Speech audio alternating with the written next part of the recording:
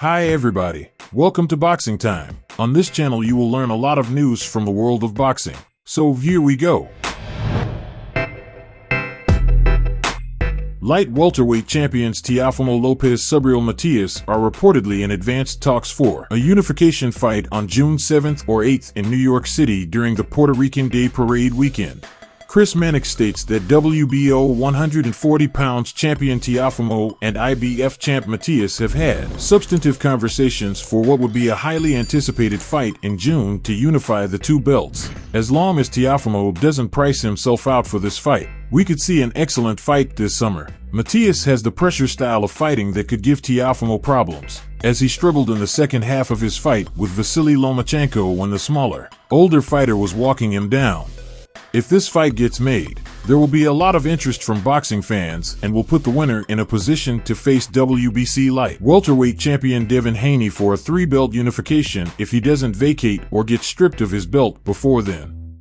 Bill Haney's talk of Subriel demanding $4 million to fight Devin has been proven false, and anyone can guess why he made this claim. Was it clout chasing on Bill's part to give Devin a little extra fame by mentioning Matias' name? It would be in Devin's best interest for him to try and get the fight with Matias before Teofimo, because that might be the best option available to him for about to increase his popularity after his win last weekend against Regis Prograis. Like Subriel, Teofimo is Puerto Rican, so the fight makes sense. It's important for Teofimo and his promoters at Top Rank to nail down the fight with the boogeyman of the 140 pounds division. Subriel before one of the other top guys sets up a clash with him. For Teofimo to want Matias, he must believe that he sees something in his style that he can capitalize on to get the victory. Teofimo is a slick boxer with power, and he'll try to outbox Matias like he did against his last opponent, Josh Taylor.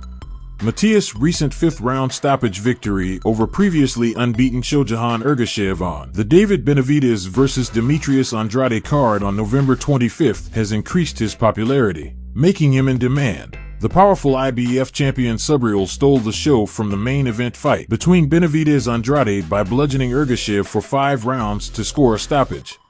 June is a long time to wait for the Teofimo Matias fight to take place, and it could be a problem for the 26-year-old Teofimo, who will be emerging from a 12-month layoff. That's not ideal for the top-rank promoted fighter Teofimo, but it's in keeping with his irregular activity since his big win over Vasily Lomachenko in 2020. The instant fame that Teofimo got from the win, which some felt was controversial, went to his head, and he's only looked good in one fight since against the washed Josh Taylor last June. You never know what you'll get with Teofimo because he fights poorly against average boxers but raises his game against the better ones. Teofimo sometimes looks like a mental basket case and not got it together inside his head when he's in the ring. It's fair to say that if Teofimo performs against Matias as he did in his fights against Sandor Martin, George Kambosos Jr., and Pedro Campa, he'll be knocked out. Top Rank has got to maximize the fights they've got left with Teofimo to get their money's worth, because there wasn't much fan interest in his last 3 bouts against Josh Taylor, Sandor Martin, and Pedro Campa. Teofimo has been winning lately, but the boxing public has not paid attention because they didn't ask for these fights. If Teofimo loses to Matias, it'll be interesting to see what Top Rank does to salvage Teo's career.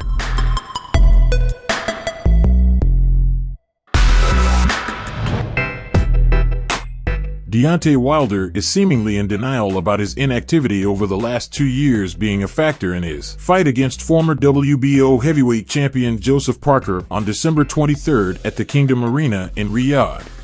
Wilder has fought only 1 round since 2021, beating his old sparring partner Robert Helenius by a first-round knockout in 2022. Living the life of a millionaire that few fans can imagine, Wilder has stayed out of the ring, enjoying his wealth, with a fortune estimated at $30 million. According to Celebrity Net Worth, Wilder has chosen not to stay active with his once promising career, which is understandable when you've got that kind of dough stowed away in the bank. It's been hard for the former WBC heavyweight champion Deontay to pull himself away from his lifestyle of being one of the rich famous. That's why some believe Parker has a real shot at defeating Wilder on December 23rd. He's not made the kind of loot that Deontay has, so he's hungry and ready to finish off the career of the knockout artist. Living in a beautiful castle-like mansion, driving fancy cars, and not lacking anything, One can argue that Deontay no longer has the same desire to succeed in boxing as he once did. The recently turned 38-year-old Wilder doesn't feel his inactivity will be a problem against Parker, who has been facing lesser opposition since his 11th round knockout loss to Joe Joyce in 2022. Wilder hasn't fought a notable fighter since being mugged by Tyson Fury in October 2021, and there are questions about whether his mind is still in the sport.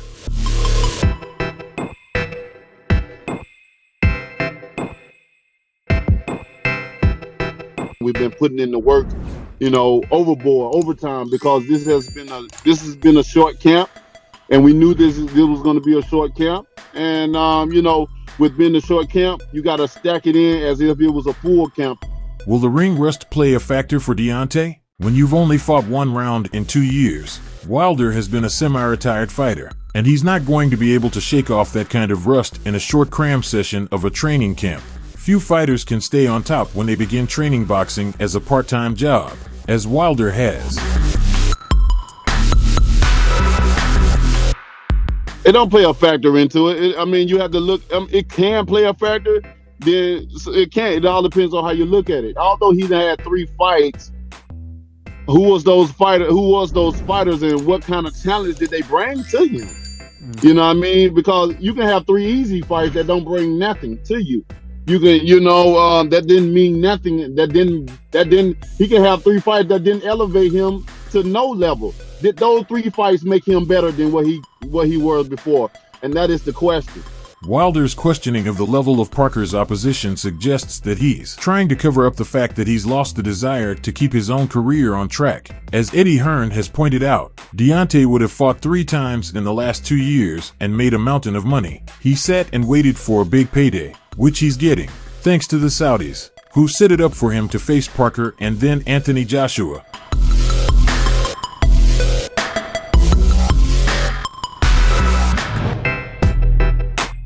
Hearn wants to sign Jaron Ennis to his Matchroom promotional stable. That would be a significant signing if Hearn could add the 26-year-old Boots to his stable, as he would replace the fading superstar former heavyweight champion Anthony Joshua, who is on his last legs. Hearn believes he can work his magic to transform Ennis into the biggest name in the sport in perhaps less than a year. He says he is speaking with his management to sign the Philadelphia native. With a twinkle in his eyes, the British promoter believes fledgling talent Boots needs the Hearn touch to transform him into a star. And yes, he would ideal replacement for the fading Joshua to snatch the baton to become the next mega money guy in the Matchroom stable to carry the company for the next 10 years. The British promoter Hearn believes all he needs is 12 months to turn Ennis into a superstar, although he doesn't say who he would match him against to make that happen. Jaron Ennis is another guy we're talking to. Like, this guy, I think he could be pound for pound #1. Like, he should be an American superstar. The Philadelphia native Ennis is viewed as the next star in the 147 pounds division, ready to grab the reins from the departing unified champion Terence Crawford, who is moving up in weight after his rematch with Errol Spence, and he could soon face Canelo Alvarez before hanging up his gloves. He's an incredible fighter, but again, it's getting them to understand we've got a job to do, with Jaron Ennis. I need 12 months to build this kid into a superstar. I need to take him home to Philadelphia, start filling out stadiums there. But when you've got a fighter as good as that, it's so easy to put a plan together because he can beat everybody. You've got to have, especially when you're someone like Andy Cruz, who doesn't yet speak English particularly well. He's from Cuba.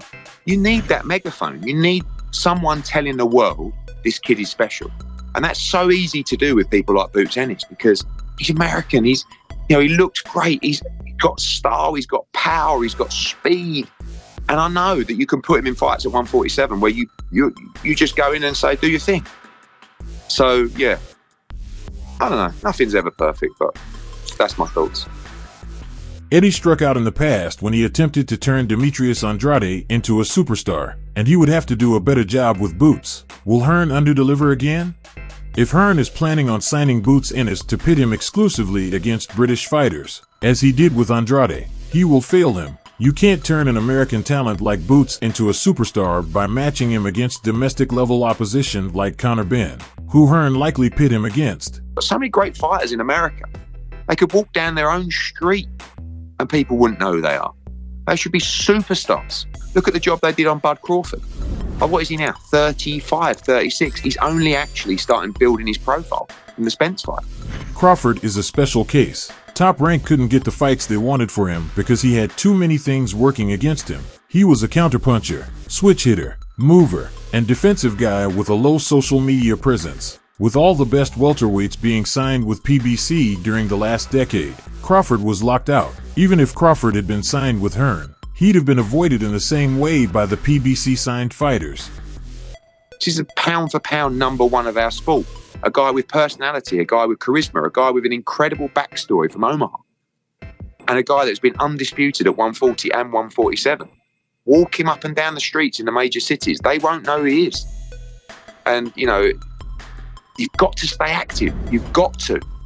And it's just, it's frustrating sometimes, this sport. It really winds me up, but I love it.